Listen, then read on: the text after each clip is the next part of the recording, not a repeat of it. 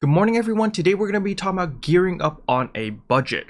As you guys can probably tell, this character looks a little bit different than my Ship 2 character. Well, this is because this is my Ship 1 character, which means that I can break the rules and use whatever fashion I want, because it's the Ship 2 character that is bound to one costume every single year, and I never made this ridiculous rule on my Ship 1 character. But that is not the point of today's video. Today's video is about how to upgrade on a budget. But as usual, if you're new to the channel, I upload NGS content daily, so if you do play this game, I would really appreciate a subscribe as it really helps out the channel. Anyway, without further ado, let's begin the video.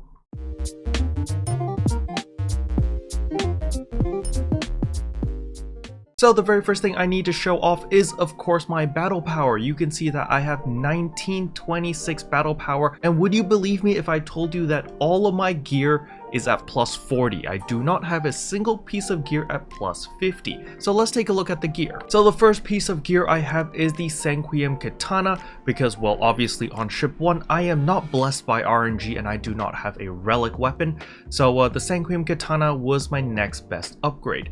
Now I have hit a very crucial problem over here, and that is obviously the photon scales. So if you remember, my Ship 2 character has 700 photon scales now, while my Ship 1 character has 43 right now, and I've been basically doing every single urgent quest with my Ship 1 character other than Dark Falls, because well, Dark Falls has the opportunity of dropping upgraded armors, which I actually still need on my Ship 2 character, especially ones with fixes. Well, the issue that I've bumped into is of course upgrading this potential. You can see that I have potential level 1, however I did whale for this. I bought the potential upper. The prices on Ship 1 are kind of really crazy. It was like 2 mil compared to Ship 2 where it's 1 mil.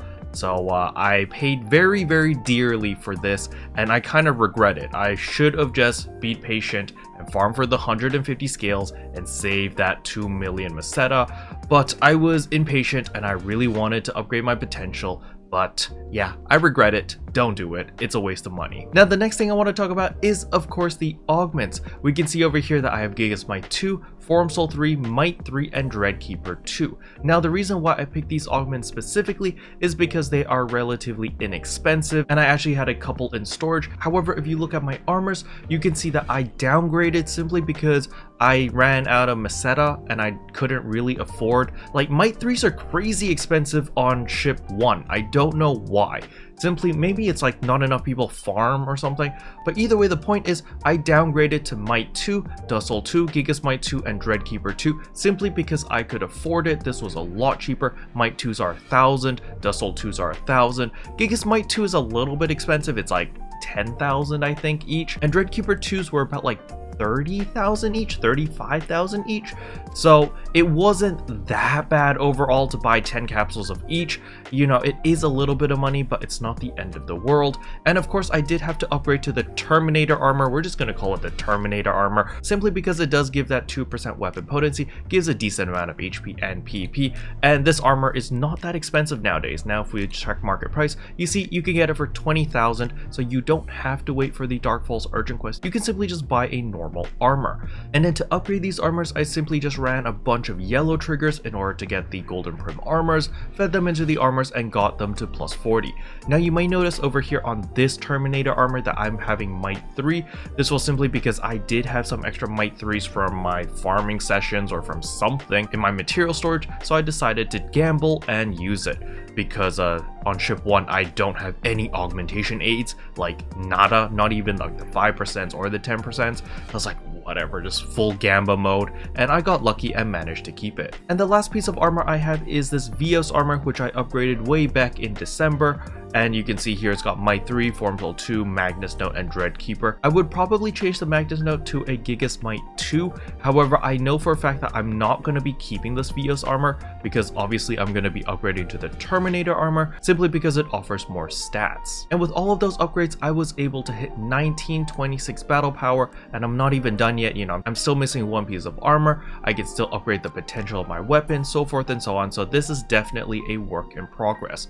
Now, if you are struggling to get into the urgent quest because the minimum requirement is 1898, The first thing that I can recommend you guys to do is simply get to level 40. I couldn't access any of the urgent quests until I hit level 40 because my gear was so abysmal. I was still using like a Forces katana, and once I managed to hit level 40, my battle power hit 1906, I think, and I was able to participate in all the new urgent quests and begin farming my Augments as well as scales. Now another very important thing is to make sure to check the class counter over here and go to learn class skill and make sure you've used all of the skill points for the classes that you're using. So in my case, I'm a braver force, so you can see skill points available 0. However, let's say that I was a braver techer. You can see my techer over here has 30 skill points available, so you would want to allocate all 30 points into your skill tree, as each skill point does increase your battle power significantly. Now as for Augments, you can see over here I've got 32 A's, I've got 25 B's, and I've got 23 C's,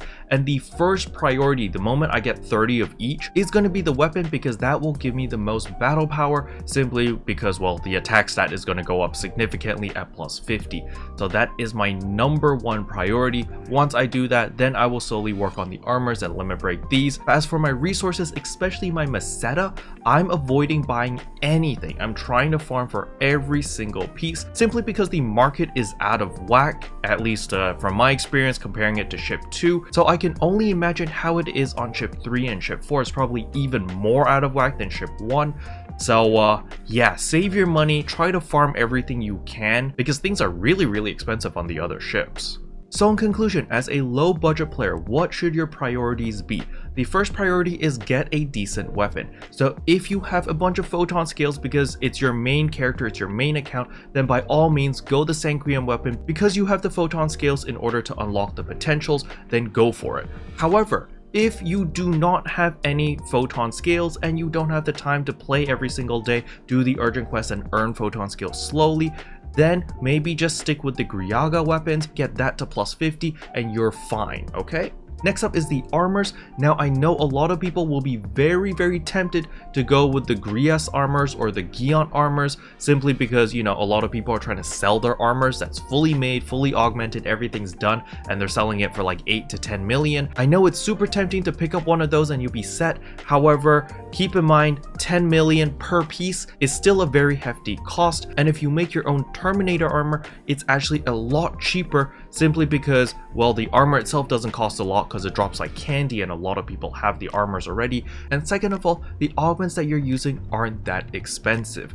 Now, speaking about augments, what augment should we use? The first augment I recommend is of course stat 2 or stat 3, so that could be might 2, precision 2, technique 2, or you can go with the 3s if you have that in order to gain that extra 0.5% weapon potency. However, it really depends on your budget or what resources you have available. Now keep in mind, if you are farming for deafness 3s, which I covered in yesterday's video or 2 days ago, where I showed you in West Retem as well as West Alio, you actually get a lot of stat 3 capsules over there, so you're killing 2 birds with 1 stone. So if you have a little bit more time to play, maybe farm for your own capsules, that way you can upgrade to stat 3s instead of using stat 2s. The next thing you need to look at is boss soul 2 or 3. So as you can see here, if you want extra PP as well as melee potency, you can do Didal Soul 2 or 3. If you want PP with range damage, then you go Pedesol 2 or 3. If you want PP with technique damage, then you could go Nexol 2 or 3. However, if you want HP instead of PP, we've got the Ragna Soul, the Dust Soul, as well as the Renus Soul, so you can go that. And if you're really greedy and you want both HP as well as PP, then of course you can think of the Iradi Soul. However, I don't recommend that because Iradi Soul gets expensive very quickly. We can take a look over here at Iradi Soul 2. You can see this is selling for 13,000 per capsule already. So if you were to buy 10, that would be 130,000 Meseta, and it's an 80% success rate, and the potency is only plus 1.75%. While if you look at Nexol 2 over here, for example, this gives you 5 PP and 2% technique potency, and if we look at the price, it's only 2,000 Meseta, so significantly cheaper. You would only be investing 20,000 Meseta if you buy 10 of these capsules, and on top of that, it actually gives you more weapon potency. However, there is a catch with the Iradi Soul, and this is potency in general. So this 1.75 actually works for melee, range, and technique. While if we look at all the other souls, they are specifically for one weapon type, so either melee, range, or technique.